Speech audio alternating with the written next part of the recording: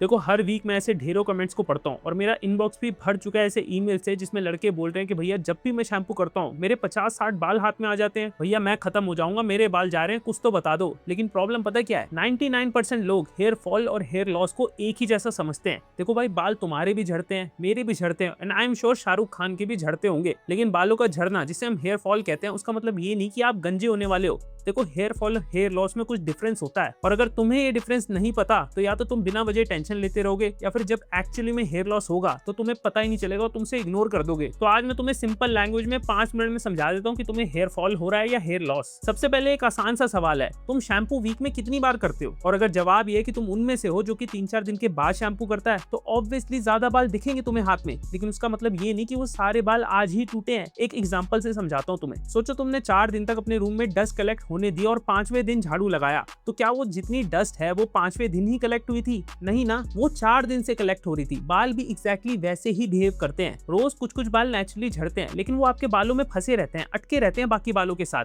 लेकिन शैम्पू क्या करता है, आपके बालों को सुलझा देता है और वो सारे बाल एक साथ दिख जाते हैं आपको। और डॉक्टर्स भी ये मानते हैं कि रोज अराउंड 50 से 100 बाल नेचुरली झड़ते हैं। तो तुम मान के चलो कि 3-4 दिन अगर तुमने बाल नहीं धोए और वो सारे बाल तुम्हारे बालों में अटके हुए हैं, फंसे हुए हैं, तो जिस दिन तुम शैम्पू करोगे उस दिन ऑब्वियसली वो सारे बाल एक साथ तुम्हें दिख जाएंगे। और एक बात बताता हूँ कि अगर तुम्हारे बाल लंबे हैं तो वो भी तुम्हें ज्यादा दिखेंगे। ज्यादा लड़कों के बाल तो छोटे होते हैं और वो इतनी आसानी से दिखते भी नहीं है, कुछ तो हवा के साथ ही उड़ जाते हैं। लेकिन जिनके बाल लंबे ज्यादा होते हैं वो ज्यादा भारी भी होते हैं, इसलिए वो उनके आसपास ही गिरते हैं, उनके कंधे पे, उनके कपड़ों पे, उनके पिलो पे। इसलिए लंबे बाल वालों को भी लगता है कि उनका हेयर फॉल ज्यादा हो रहा है। लेकिन अपने घर की लेडीज से पूछ के देखना, अपनी मदर से, अपनी सिस्टर से, उन्हें उनकी कंघी में या उनके शावर में कितने बाल दिखते हैं, तुम्हारा दिमाग हिल जाएगा। तुम सोचोगे कि भाई ये अभी तक टकले क्यों नहीं हुए। इसलिए मेरे प्यारे भाइयों, सिर्फ शैम्पू के बाद ज्यादा बाल देख के टेंशन मत लिया करो। अब बात करते हैं दूसरे टेस्ट की। तुम्हारे जो बाल टूट रहे हैं, जो बाल झड़ रहे हैं, उनकी लेंथ को नोटिस करो। अगर वो बाकी बालों जितने ही लंबे हैं, उनसे ज्यादा छोटे नहीं है, तो फिर ये नॉर्मल शेडिंग है। लेकिन अगर बार बार पतले, छोटे, बाकी बालों से मिनिएचर हेयर टूट रहे हैं, तो ये एक हेयर लॉस का साइन हो सकता है। देखो हेयर लॉस जो है ना, वो रातों रात नहीं होता। हेयर लॉस में पहले बाल धीरे धीरे पतले होते जाते हैं, श्रिंक होते जाते हैं। उनकी जो डेंसिटी है, जो थिकनेस है, वो बाकी बालों से कम लगेगी तुम्हें। एक और बहुत ही आसान सा टेस्ट है जो कि तुम घर बैठे ही कर सकते हो, जिसे मैं कहता हूँ हेयर पुल टेस्ट। अपने सर के आगे,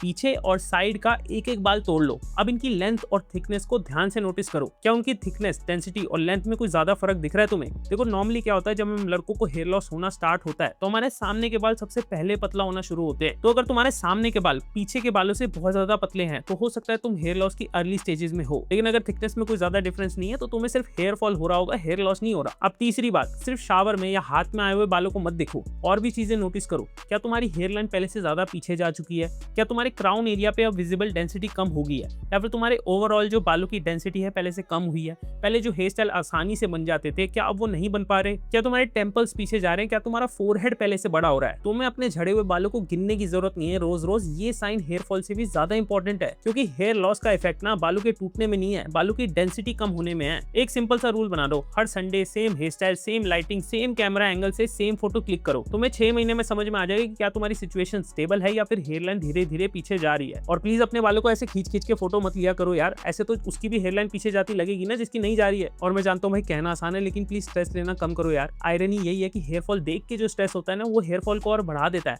तो पहले सिचुएशन समझ लो, फिर एक्शन ले लो। अब कई लड़के मुझे ये भी पूछते हैं कि भाई हमें डॉक्टर को या डर्मेटोलॉजिस्ट को कब दिखाना चाहिए। तो उसके लिए पहले तुम ये चार्ट देख लो। ये हम स्पेसिफिकली लड़कों के लिए ही बनाया गया है। इसे कहते हैं नॉर्वुड स्केल। इसमें लड़कों के हेयर लॉस की अलग अलग स्टेजेस होती हैं और हर स्टेज में अलग ट्रीटमेंट फॉलो करना पड़ता है। स्टेज 1 है नॉर्मल हेयरलाइन, स्टेज 2 में हेयरलाइन थोड़ा पीछे जाती है, स्टेज 3 में हेयरलाइन थोड़ा और रिसीड करती है एंड विजिबल थिनिंग हो जाती है बालों में। देखो स्टेज 1, 2 एंड 3 बस यही वो स्टेजेस है जिसे मैं कहूंगा कि आप खुद से मैनेज कर सकते हो। अगर आप अच्छी हेयर केयर फॉलो करोगे, अच्छी डाइट लोगे, अगर आप एक अच्छा हेयर ग्रोथ सीरम यूज करोगे, जो कि मेरे अकॉर्डिंग तो सभी को यूज करना चाहिए, और उसके साथ आपकी बॉडी में कोई विटामिन या मिनरल की डेफिशिएंसी है, आप उसे भी ठीक करोगे, तो इन स्टेजेस को आराम से घर पे मैनेज किया जा सकता है। लेकिन जैसे आप स्टेज 4 तक पहुंचते हो, आपकी हेयर लाइन क्लियरली रिसीड हो चुकी है, आपको ज्यादा विजिबल थिनिंग दिख रही है, आपके क्राउन एरिया में भी थिनिंग लग रही है, आपका स्कैल्प ओवरऑल ज्यादा दिख रहा है, तो यूट्यूब रिकमेंडेशंस में सोल्यूशन मत ढूंढो, एक डर्मेटोलॉजिस्ट को दिखाओ। क्योंकि जितनी जल्दी आपका डायग्नोसिस होगा, आपका ट्रीटमेंट स्टार्ट होगा, उतने ज्यादा चांसेस हैं आपके बालों के बचने के। तो याद रखना भाई, शैम्पू के बाद एकदम से बालों को देख के ज्यादा टेंशन नहीं लेनी है।